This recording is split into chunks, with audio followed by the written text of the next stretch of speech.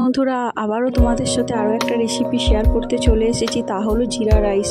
প্রথমে আমি half KG basmati চাল ভালো করে ধুয়ে পরিষ্কার করে আধা ঘন্টার জন্য ভিজিয়ে রেখে দেবো। এদিকে আমি জল গরম হতে দেব, জলে স্বাদ মতো নুন আর সাদা তেল দিয়ে দেব।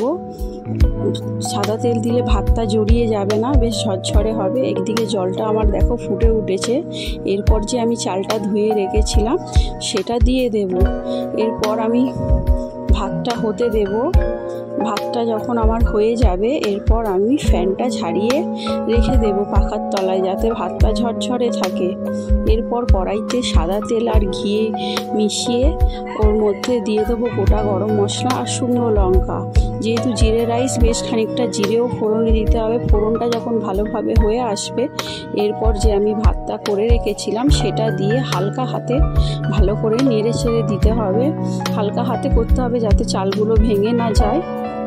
এরপর আমি স্বাদ মতো নুন আর সামান্য পরিমাণে চিনি দিয়ে দেবো। নুনটা আমি দেখে দেবো, যাতে কারণ আমি ভাত করবার সময় একবার নুনটা দিয়েছিলাম, তো যে পরিমাণ লাগবে সেই পরিমাণেই দেব। দিয়ে হালকা হাতে নাড়াচাড়া করলেই তৈরি হয়ে যাবে আমার জিরে রাইস। দেখো ভাতটা আমার কতটা ঝরঝরে হয়েছে আর ভেঙেও যায়নি।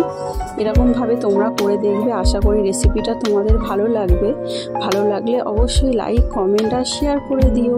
আর যারা যারা আমার চ্যানেলটিকে এখনও অবধি সাবস্ক্রাইব করোনি তাদেরকে অনুরোধ করবো, প্লিজ আমার চ্যানেলটিকে সাবস্ক্রাইব করে দিও।